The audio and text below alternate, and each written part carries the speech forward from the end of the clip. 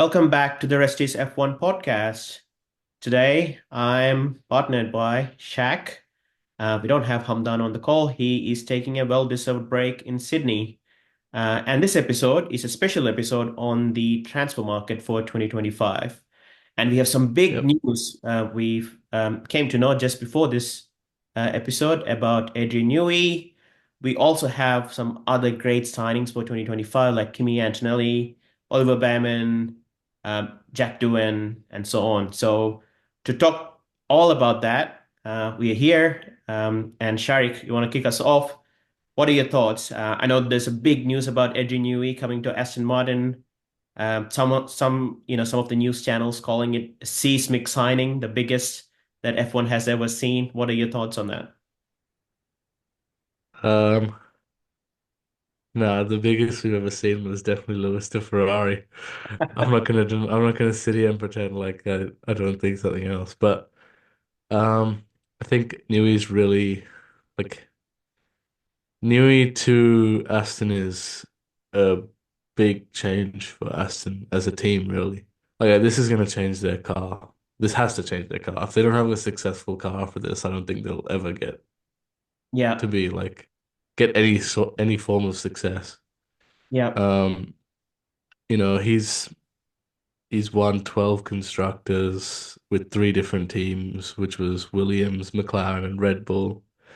He's won 13 drivers' championships, you know. He's been in the sport for so long. I don't even remember what year it was. I saw some posts about it the other day, but um yeah, I think he's gonna play a big role in Aston developing forward. I think 2025 they'll be a bit better. Mhm. But then 26 is where it gets, really interesting with the regulation change and everything. So I don't know, we'll see. Yeah. Yeah, yeah. I think he's a legend of the sport. From what he has achieved in the last, 30, 40 years. I don't know how long he has been in F1 for. But at the same time, he's joining the team in 2025 March. Yeah. So he has got like a gardening leave until then from Red Bull, so he can't join other team officially until then. Yeah. Yeah, he doesn't And get the head start. correct. And 2025, Aston Martin will be going with the Honda engine. And I don't know if you saw the press conference they did yesterday with Aston Martin and Adrian Newey. He was saying he had a really good relationship with the Honda engineers when they were in Red Bull in the last few seasons. And Yeah. he's super excited about 2025 and also 2026. And 2026, as you know, it's one of the biggest changes in F1. It's not just the engine, it's Yeah. the chassis and the engine. So I think it's going to be Yeah, the huge. front wings changed as well, I think. It's No got smaller. DRS, no No DRS. DRS as well. Yeah, that's gonna be crazy. Yeah. It's insane how Adrian Newey works. I don't know if you have seen these videos where he still uses pencil and a ruler and a big Yeah, yeah, I saw the build-up to video. draw. Yeah, I saw the build-up video yesterday, and after they got the announcement out, I was like, yeah, we were expecting it, weren't we? Yeah. There was some things he was saying. He was saying he's talking about what was drawing him to Aston over, Ferrari or Mercedes, and he was saying, like, this is his direct quote. The reality is, if you go back 20 years, then what we now call team principals are actually the owners of the teams, like Frank Williams, Ron Dennis, and Eddie Jordan. And he was saying, Lawrence is like that. Mhm. Lawrence Stroll is exactly like that, and he owns Aston Martin. So I think that being part of why he wanted to join would have been important. Like he would have felt more comfort with them Yeah. being complete owners of the team rather than just an F1 team, Yeah. Yeah. And the title of managing technical partner, he's not just another engineer, he's actually, part owner of the organization. Um, Yeah. I know he's in his, probably the final years in his F1 career, but um, I think, they got the best engineers from Mercedes, now the best engineer from Red Bull. They have to win a championship now in 2026. They better do something. Like Yeah. they have all the stuff now. Yeah. Um, I didn't really want him to go to Aston actually, because I felt there's too much restriction with the drivers itself. Like Fernando's really good, of course, don't get me wrong, but he's near the end of his career. He's 42 or 43 now. He's going to win a And championship with Adrian Newey when he's 45. yeah, and then he'll retire straight away, right? That would be cool. Um, but and then so he's there, and I think he's not going to be there for like much longer, especially if they don't produce a good car. Mhm. So yeah, he's there, and then the other side is Stroll, Lance Stroll, of course. He's too much. I think, look, as much as you have to respect your own son, you should realize you're not going to get as many points when you have him in the car. Because like last year, I think last year they lost to McLaren in the constructors, right? When Yes. McLaren made their comeback. Yep. So I think in that sense, it was like they could have made up more points if Stroll wasn't making mistakes and costing them races. Yeah. And they're So P5 yeah, now. Yeah.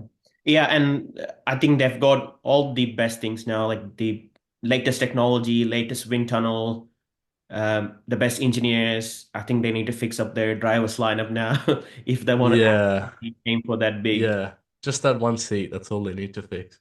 Yeah. Get someone in like science, and then you'll win the championship if you have all that. You gotta win it.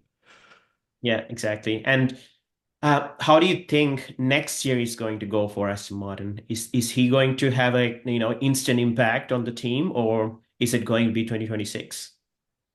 Um, so does he have involvement with the car for next year, or not until they start March 2025? March 2025. So he'll be a bit behind. So usually, He'll be a bit behind. yeah, Okay. I think it'll be. Uh, I think it'll be same car from this year, and then after that gardening leave is over, I think he'll start bringing upgrades, and they might climb back up again. yeah, Again, like you can't. We're not gonna. Let's not guarantee. We can't guarantee the Aston does good because let's look at Red Bull this year. They've gone completely downhill. I know it's after Newey left, but ever since he left, and that car is his design. It's just gone like completely downhill. We're not able to win a race. They're not able to make top five right now.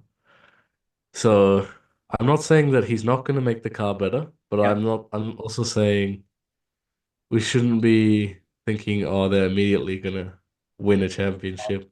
yeah. So yeah, It was a really interesting conversation between Fernando Alonso and Adrian Newey.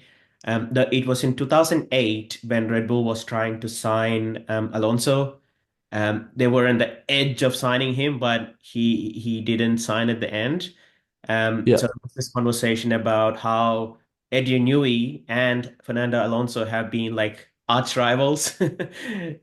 Well, like pretty much their whole career, yeah, Exactly. And finally, they have come full circle and they have joined hands will join hands in Aston Martin from next season. Um, yeah. yeah, 45 years old, winning a world championship, that would be something else. That would be crazy. Yeah, yeah, yeah. So I think that was the biggest bombshell of a news this. Definitely, yeah, Um, and yeah, it'd be great to see another team up there with the top three, now top four, hopefully with Aston Martin. yeah, yeah. Yeah, and also Honda's being the supplier of the engine. It's the only team they are supplying on the grid, so it's pretty much a constructors team as well in that sense. Because Red Bull's gonna be Ford soon, right? Forward. Yes, correct. Yeah, so I think there'll be some question marks over that as well. We'll see where Red Bull is at and where Aston's at. Maybe the Honda's engine gets worse. Maybe the Ford engine is really good. We Yep, don't know. yep, Yeah, yep. Let's wait and see. It's going to be a yeah, fascinating year next year and the following year with the rule changes. So with Eddie Newey, let's see if the Aston Martin can rise up to the top teams. All yeah. right. Next, we want to talk about the youngest signing. Uh, this season or next season for Mercedes, Kimi Antonelli, only Yeah. 18 years old, no pressure, taking up the seat of a seven times world champion, crashing in the practice session in Monza. Um, what are your thoughts, Shaq? How do you think Kimi is going to perform next year with George Russell? Um, I think he'll definitely be behind George for pretty much the whole year. I think there'll definitely be a couple races where he, excels a bit, like, goes and beats George or maybe even gets a win. We don't know how good that Merc is gonna be, but yeah, I don't know. I think it also kind of depends how the Mercedes is performing. Like if it's bad, I think George will do a lot better. But if it's good, I think I can see Kimi being close to George actually. I have a But slight, again, we don't know. yeah, I have a Yeah, slightly different approach to this one. So I think George Russell is going to be on a lot of pressure now. a lot Um, of pressure. a lot of pressure. Well, It's fighting against a world champion, if he is like, yeah, I mean, with Lewis Hamilton, if he's anywhere close to Lewis, beating him in few races, he's really doing well in that team. But now yeah, it's a rookie he's fighting against, and I think he'll have to perform in every race now, and it'll be a lot of yeah. I agree. I think George definitely has to do like he's now the leader, the lead driver. He's pressure. definitely the lead driver, so he's got to take some control. But I think as much as I do agree with you, I think also um despite in 2022 when he joined, there was, a lot of experiments with the car, and Lewis was usually the one doing that. Yeah, And even though Lewis finished behind him, there was that little period at the start where they were experimenting, and so Lewis was being hindered a bit by that. But I think George still, you know, even the start of this year, he was beating Lewis a lot. 2022, he was beating Lewis quite a few times as well. We expected that from George. I don't think we have that same expectation from Kimmy. Antonelli. Yeah. So I don't know. I think I agree with you. I think he has to be good every race. He can't have an off weekend, you know. Max never did, so Yeah. why should George? Yeah, and the thing is, there's rumors about, Max going to Mercedes in 2026, depending on how Red Bull's gonna perform next season. Yeah, Whose seat Max is gonna take? It's definitely not going to be Kimi. I think it's going to be it can't Russell. be Kimmy. Yeah. Yeah, it can't be Kimmy.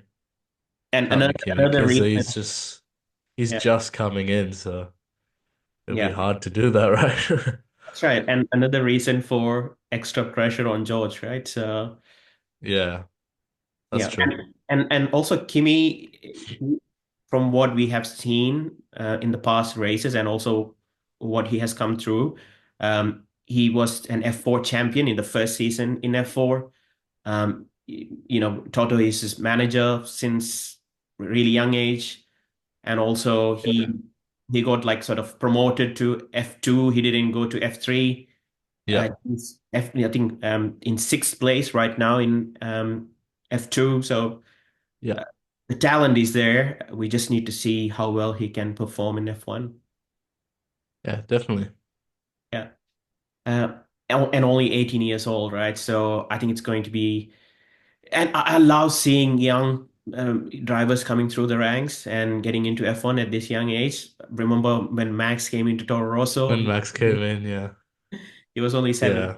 So, and also teams taking like bold steps like this, signing young drivers. It's kind of similar to McLaren going with Piastri, except McLaren weren't a front runner back then, Yeah, whereas now they are.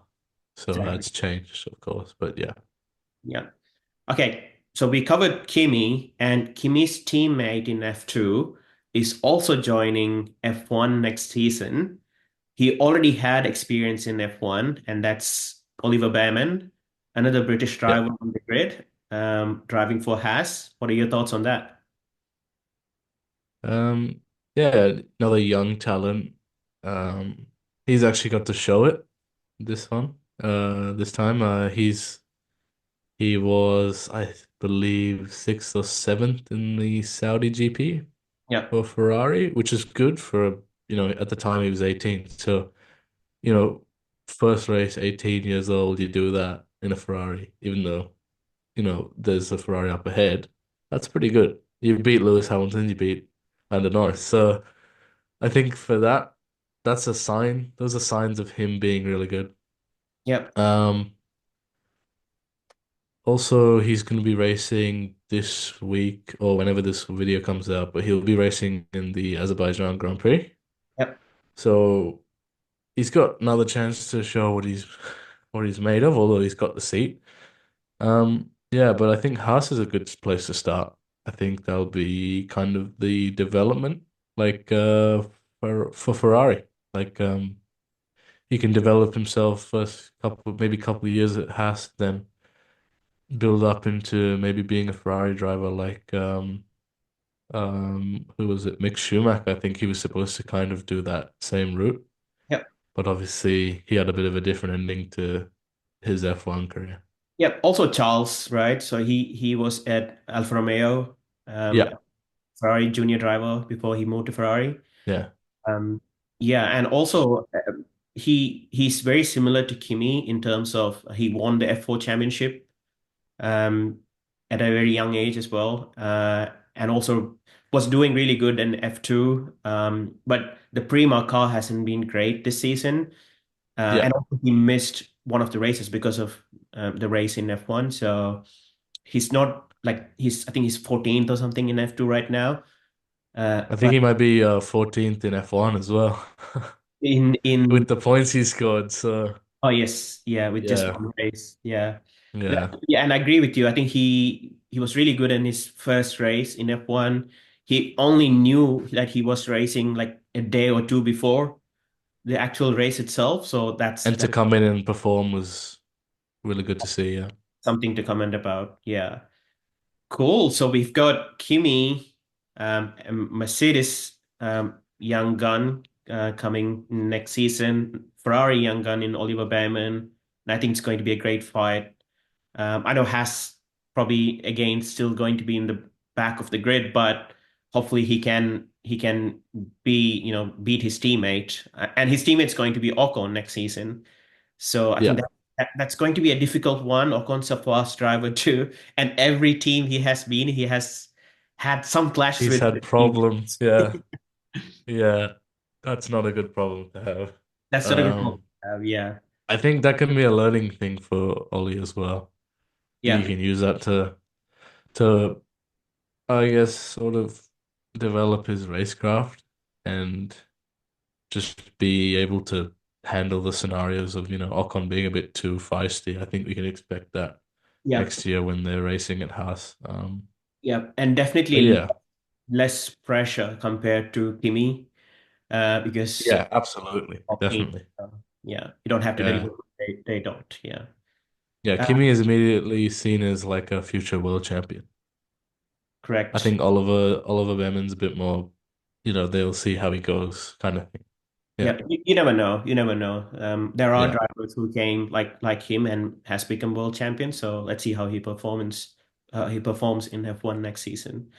All right, another great signing is Jack Doohan, son of the great Mick Doohan, MotoGP world champion. What are your thoughts on that, Shaq? How is he going to do at Alpine? Um, I mean, first of all, I'm excited to see another Aussie on the grid. We are all from Melbourne, so it's always good to see another Aussie on there. But I guess I don't feel like he's got too much pressure actually. I mean, he's 21. He's replacing Ocon, so that's not a big seat to fill.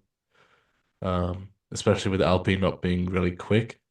Of course, Ocon is a better driver right now, but we'll see how Doohan develops. I think Weber was saying that Alpine developed him well, actually, Mark Webber. So I think even if he's saying something like that, he should be taken seriously, right? So Absolutely. uh yeah, I think there's pressure there, but like I think there's no pressure coming from his dad and his racing background. Mm. It's just kind of like, it's there and he's taking a different route and Yeah. he doesn't have the same pressure that Kimi has, just like Oliver.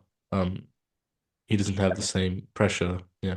Yeah, and he has been like the reserve driver for Alpine for the last two seasons. So I think he's got a really good foundation, just learning from, the data from Gasly and Ocon. And I haven't actually seen him any of the data from his F2 career before, but Yeah. let's see how he goes. He's only 21 years old, and this was originally Oscar Piastri's seat, if you remember. That's true. And he Uh, was 21 when he was meant to join. Yeah. Yeah, and hopefully, like you said, we will see three Aussies on the grid: uh, Jack Doohan, Oscar Piastri, and Daniel Ricciardo. So, I think We'll we can see about we that. can pivot to that topic now. That's one of the Yeah. undecided seats in F1 for the next season, which is the um, V Carb or the Toro Rosso, the Red Bull Junior team's second seat. Do you think Yeah. Daniel Ricciardo is going to stay there for the next season? Uh, I'm really not sure actually. I think uh I think he's actually still got a shot at Red Bull even. Um I don't think we can say like, oh, he's definitely gonna get it, but Checo is not doing well at all. And I think after even maybe Mexico this year, I think Ricardo could be the option because they don't want to go with Sonoda. Sonoda is definitely going to be uh staying with RB. Uh but Ricardo, I think he is showing more performance now. Earlier he wasn't really, Yeah. but I don't really know if it's enough to keep him there. I think maybe moving out of the Red Bull family again might be the best option. Yeah, and I would like just like you, I would love to see Ricardo in a Red Bull seat replacing Perez. Yeah, even though the car's not quite there now, but yeah, Yeah, yeah. At least like for 2025, they could sort of try it out and see how he performs against Max. But at the same time, they could bring in Liam Lawson into the junior team and see how he performs, and hopefully yeah, he's an option for the 2026 seat at Red Bull. yeah. I think Lawson's got a really strong chance of making it now because I think that's where Ricardo's problem really is it's not that he's really performing bad anymore. It's just Lawson was such a strong option for, Racing Bulls last year. Yep. He did really well in the temporary time he spent in the car. And, he's young, he's 22. He did beat Yuki in a few races as well. And I think they should definitely invest in him, which is Yeah. where I'm seeing how Ricardo leaving is probably more likely. But I think it's kind of between the three of Lawson, Ricardo, and Checo. Because if Checo doesn't perform, Ricardo could get the seat, or Lawson could get the seat. And, if Lawson or Ricardo gets the Red Bull seat, I think the other one will take the RB seat. Yeah. But if Checo somehow manages to keep his seat with the way he's performing right now, it doesn't seem like it. But if he manages to, uh, I think Ricardo could be looking at Audi. Yeah. Yeah. That And is the last option. yeah, So that's another seat that hasn't been filled. And just going back to what you just said about the three drivers in that yeah, circle, it's like musical chairs. yeah, exactly. You never know. You don't know who's Never going to know. end up One where. wrong move and that's it, right? Exactly. Yeah. So I was thinking, yeah, Audi is probably the last or the only place you can go to now Yeah. because they've got Hulkenberg there. They don't look like they're going to keep Bottas or Guan Yu Zhou. Mm. Uh, and even though they are definitely the worst team in F1 right now, they have some good looking future ahead of them, especially after 2026 regulations when they become Audi, of course. Yeah. From Matthew, Sauber to Audi. So yeah, yeah, I don't know. Matthew We'll see. Binotto, Matthew Binotto is back, uh, Yeah, exactly. team principal. So they're building the team, but I think, like you said, they're far behind at the moment. But uh, seriously, like Audi could be a good option for Ricardo, if he Yeah, keeping one of the Red Bull seats against Hulkenberg, help build that team, and see how he goes when 2026 rule changes with the Audi manufactured engine in the car. yeah, It could be one of those Hamilton to Mercedes 2013 move. yeah. Where That would be really crazy going from literally the back of the grid to the front. That would be really crazy. Awesome. So there's a lot of things happening in the world of F1. Biggest news this week with Adrian Newey, but great signing, great young signing, with Kimi and Oliver Behrman. So what are your final thoughts, Shard? How do you think 2025 is going to pan out? I mean, I can't guarantee for sure, but I really do hope the three Aussies are on the grid. I think obviously Oscar and Doohan are there, but I hope Ricardo will be there as well. Uh, we'd be probably the most represented nation apart from United Kingdom. Yep, So yeah, I think if we can get three of us there, that'll be really cool. Really cool to see. that'd be cool to see three Aussies up there. And for me, the final thoughts, I really want to see Adrian Newey bringing up that next championship car with Aston Martin. Yeah, Probably in 2026, but I still think they'll make great progress in 2025. yeah, yeah, Awesome. That was a great episode. A lot of topics to talk about. yeah. And I hope you enjoyed it. Please leave your feedback. And yep, send us all your thoughts on our previous episodes as well. Awesome. Thanks a lot, everyone, for watching, and bye for now. Bye.